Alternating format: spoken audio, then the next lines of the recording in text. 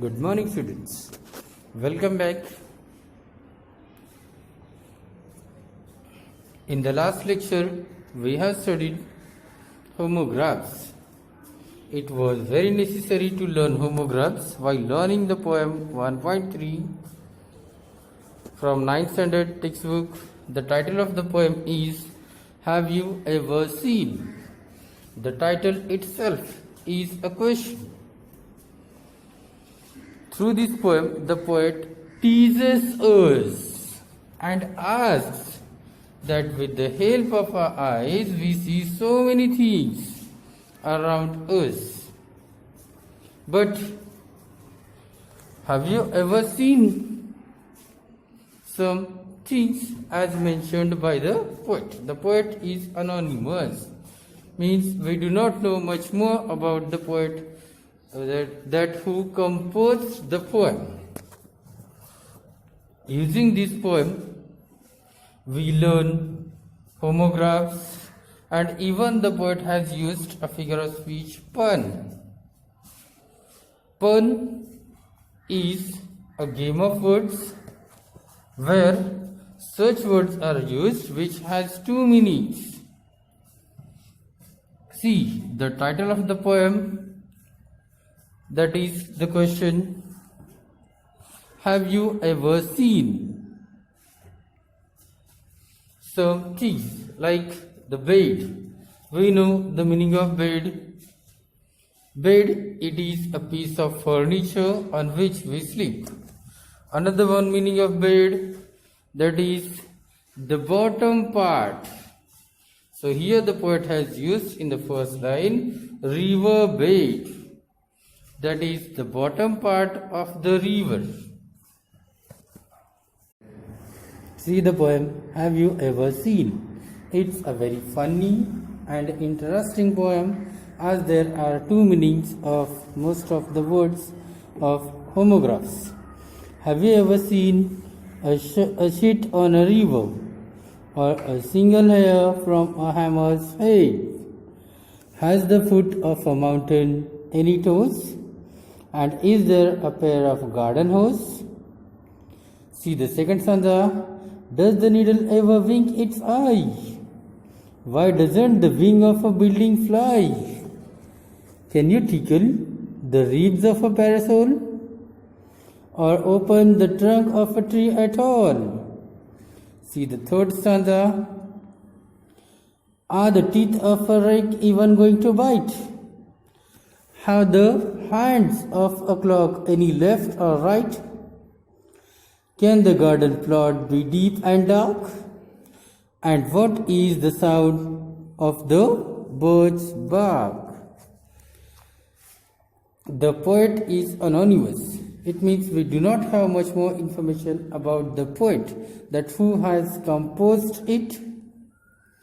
So in this poem, we will see the meaning of one by one stanzas, as the first stanza is, have you ever seen a sheet on a river bed? In this line, the homograph is bed. We know that there are two meanings of bed. One is a piece of furniture, and the second meaning of river bed is the bottom of a river where the ground is. So in this way the poet is asking a funny question, that have you ever seen a sheet on a river bed? It means sheet means a piece of cloth, and river bed means the bottom of a river where the ground is. So poet is asking, have you seen such a piece of cloth at the bottom of a river where the ground is? Or a single hair from a hammer's head. So head or top of a hammer, the picture is shown at the right side. That is the top of the hammer.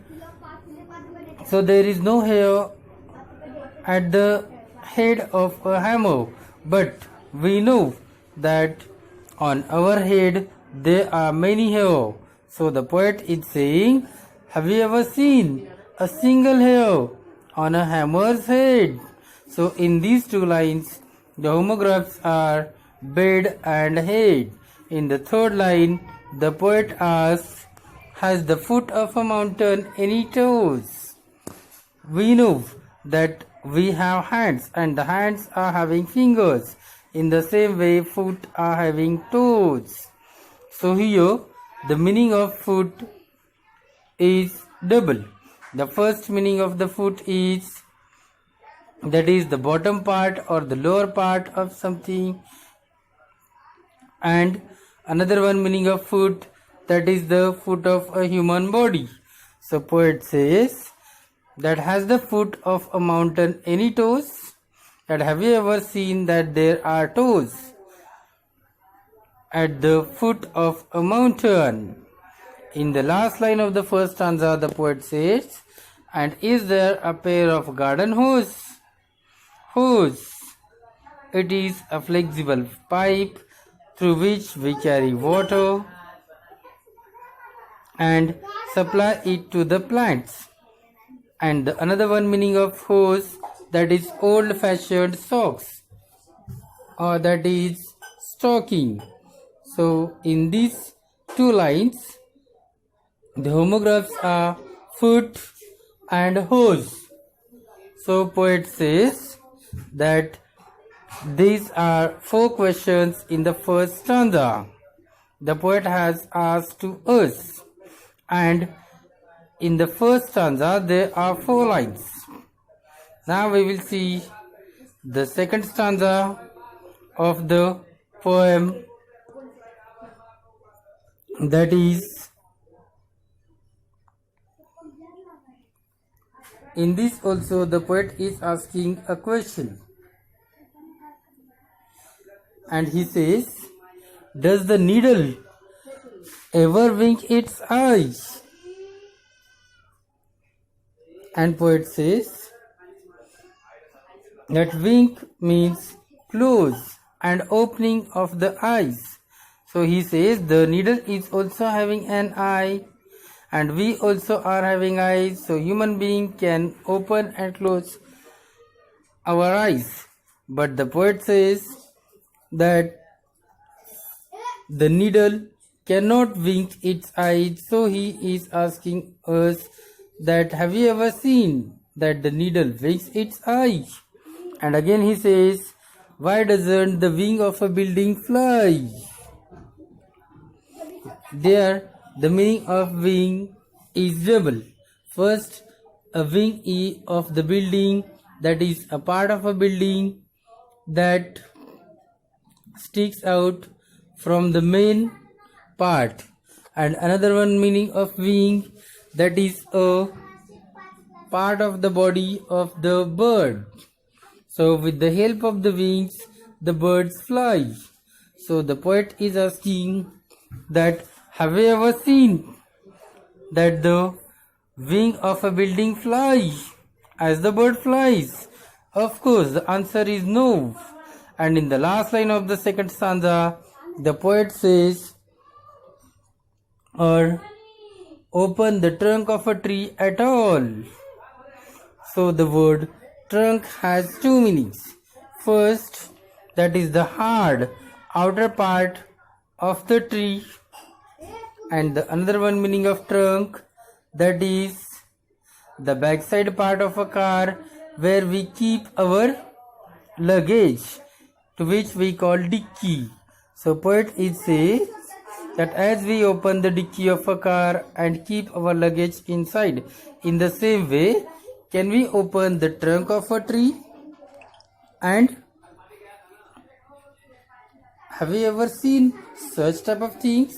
In the second stanza, there are 4 homographs. The first is eye. In the second line, the homograph is wing. In the third line, the poet had said, can you tickle the ribs of a parasol? Tickle means to touch lightly. And ribs, that is the lining part of our body, that is made up of curved bones. And a parasol means an umbrella. So poet is saying An umbrella is also having a lining part, and can we touch that umbrella slightly, very lightly, so that the umbrella can laugh? In the last line, the poet has says, or open the trunk of a tree. The trunk, that is the part of the tree that is hard, skin, outer part of the tree, which we cannot open. So in this way, the poet has said that we cannot do these things, and we have never seen such type of things in our life. Now, in the second stanza, the rhyming words are I, fly, parasol, and all. Now we will see the third stanza, where the poet had said that are the teeth of a rake ever going to bite? So teeth of a rake. Rake is a name of a tool which we use to gather soil or ash, and this rake is having teeth. So we know that we also have teeth, and the teeth are used to bite. So in the same way, the poet is asking, as we use the teeth for biting, that are the teeth of a rake ever going to bite to anyone? So poet is asking, have you ever seen or have you ever heard that the teeth of a rake had bitten to anyone? In the next line, the poet says, have the hands of a clock any left or right? As we know that we have two hands, one is left and one is right. In the same way, the clock is also having three hands, and can we call any hand of a clock left or right? So in this way, the poet has made funny questions to us. In the third line, the poet says, in this stanza, can the garden plot be deep and dark? The word plot has two meanings. The first meaning of plot is small area of ground, and the second meaning of plot is evil or wicked plan of a story. In this way, the poet asks that can the garden plot, that is means a area, be small, deep and dark? And another one meaning, can the plan of a garden be deep and dark? In the last line, the poet says, and what is the sound of the bird's bark? Birch is the name of a tree, and the word bark has two meanings. First, sound of a dog, and another one meaning, hard cover of a tree. So poet says in the last line that what is the sound of the bird's bark? That have you ever heard or seen the sound of bird's bark, that is hard cover of a tree? In this way, the poet has asked us very funny questions. And in this poem, the figure of speech is pun. Pun means there are words which has two meanings. And another one figure of speech is used in the poem, that is interrogations. It means there are many questions.